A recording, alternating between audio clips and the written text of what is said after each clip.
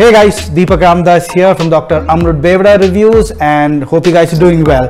Welcome back to the show, and we are into the episode number 2 of the Single Malt Rush, and today I've got this beauty over here, the Peter Scot Black. This comes from the House of Codes, and they've actually got a really good blended whiskey out by the name of Peter Scot, and this comes from the same company, the same brand, but they kind of decided to go more premium, and I think this actually falls under the super premium class, and they bought in the single malt from their side, right? So they're into the competition, they're into the run to make it big. So I'm really proud, and again, like I said, this segment is just to bring India into the map of single malts, like the one that we saw with the Kamet.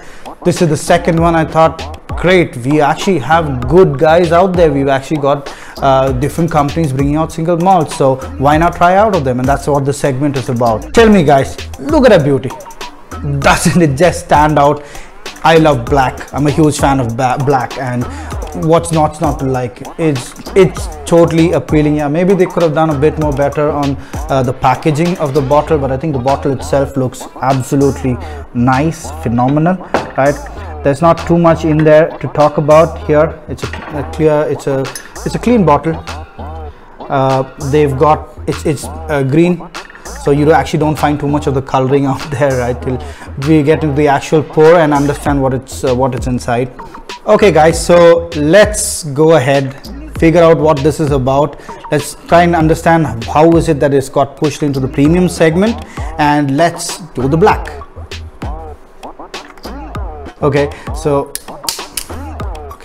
nothing too exciting about the bottle, like I said, especially in those segments where I think most of the single malts come with corks.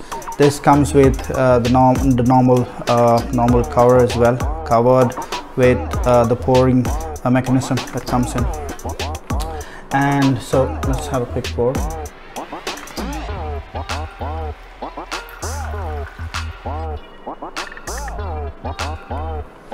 Okay, so I think I pour in a little bit more, but yeah, let's go ahead.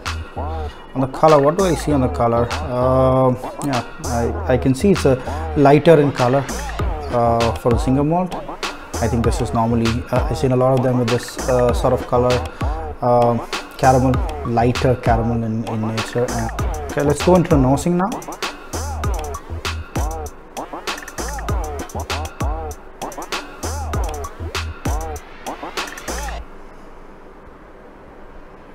I immediately get a lot of floral notes in here. That's definitely there.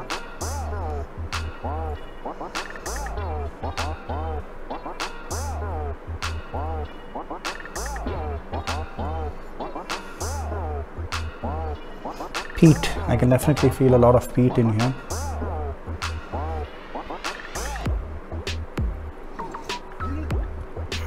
Definitely has a stronger burn when you try inhaling to get that nosing. But yeah, I get a hint of vanilla. That's definitely there.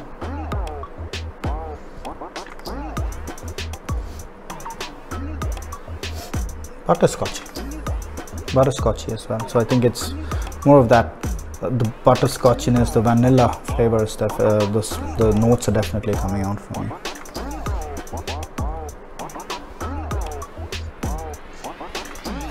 I think yeah, that's about it. That's what I could find out at this immediate nosing of mine. Moving into the taste, that's nice. Right, so.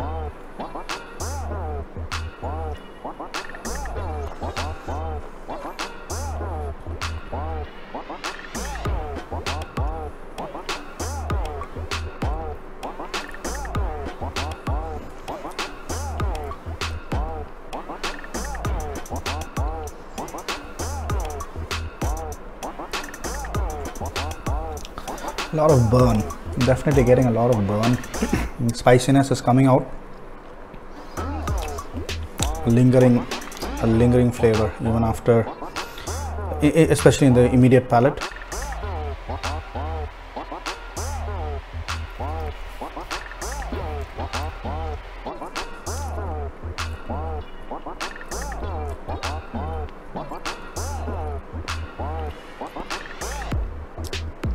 I can taste a lot of the oak.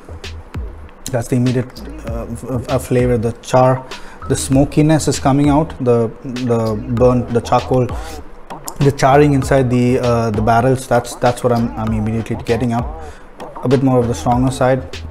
I taste a lot of smoke. I feel a lot of smoke for me personally. Not in the lines of the double black or anything in those categories with the higher smokiness, but definitely has a lot of smoke for me. I get the spices coming out as well on this one.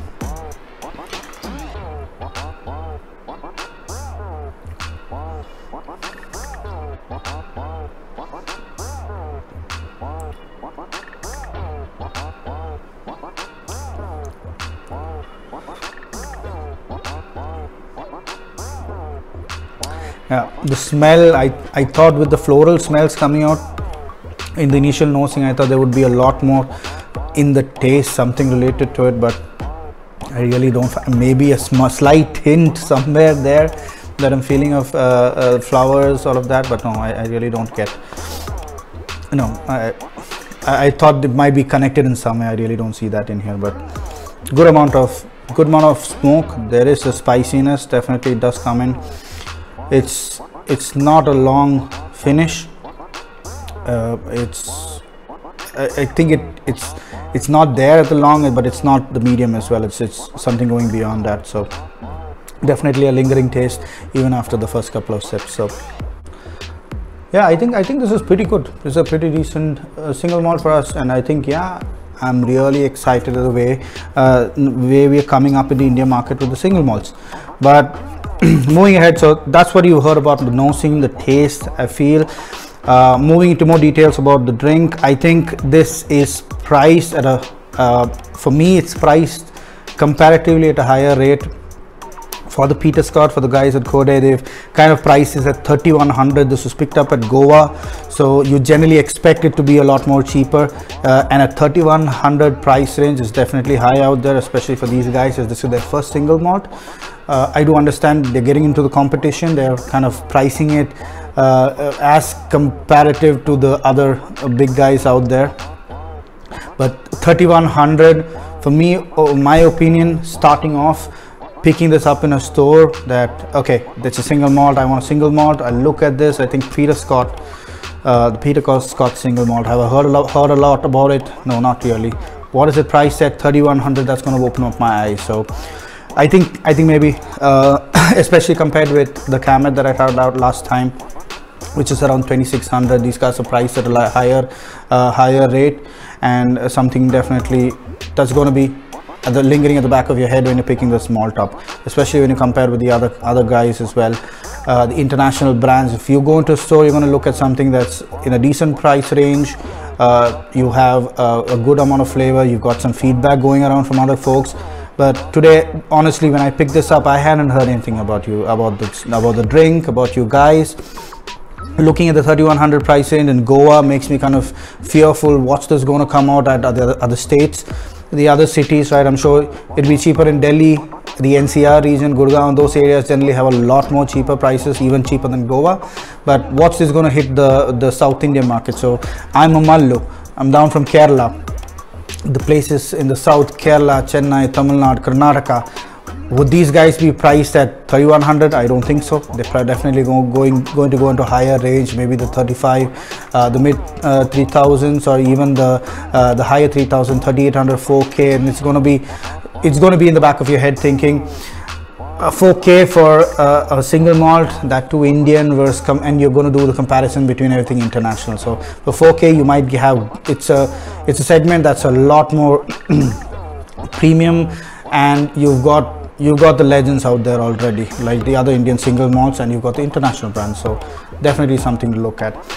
For me, on an overall scale of what I would say for the Peter Scot Black, like I said, 1 score, that's what I'm going to give. It's going to be based on all these characteristics: the taste, the pricing, the overall enjoyment of the drink. I think this is a solid drink for me, and these guys have come out there. I'm really excited again. Like the camera, these two guys are now into the competition. A decent single malt. No need to look at the pricing. For me, I give this a score above the DRAB-o-meter. Like you guys see, you can wait till the end of the video. You'll find the DRAB-o-meter, what my ratings are based out of, and what do I recommend. For me, I'd consider these guys as a 7.6 because the pricing was a bit turn off for me.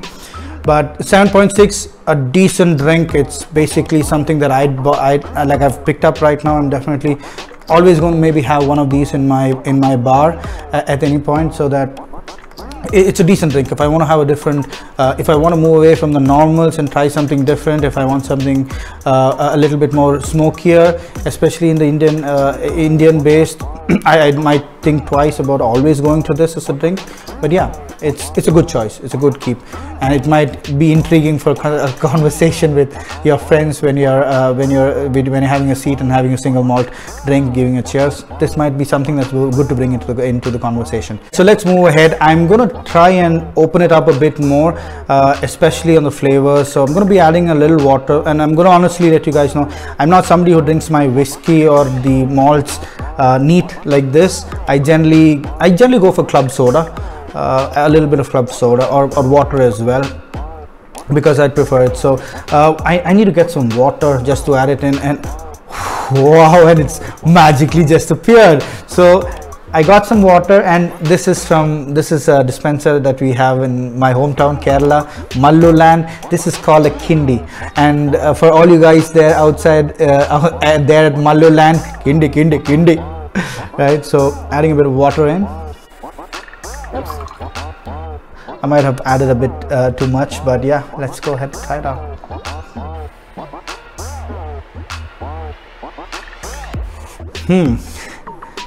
Interesting on the smelling. You know what that actually did? It definitely broadened the nosing for me. Like I said, I felt a lot of floral smells. This actually doubled that up for me, and I'm getting a hint of caramel. I really get the caramel out in this right now. So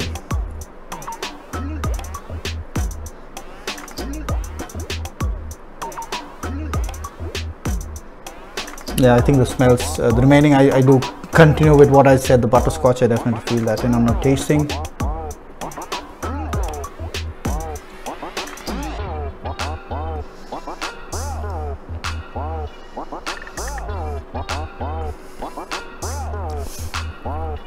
Butterscotch. That's what the water did for me. It's kind of brought that butterscotch flavor as well into my mouth. So that's nice. That's nice. Okay, guys. So you heard my review. One drink, one score. I give these guys a 7.6. A pretty good, strong 7.6. A good single malt to have at your home for sure, to try out. Go ahead. What's stopping you guys? It's new. It's in the market. It's Indian. Why not give it a shot? I'm sure you'll definitely be interested in it, and you might come out with totally different attributes that you feel for the drink. So like I always say, be safe, drink responsibly, and until next time, take care guys.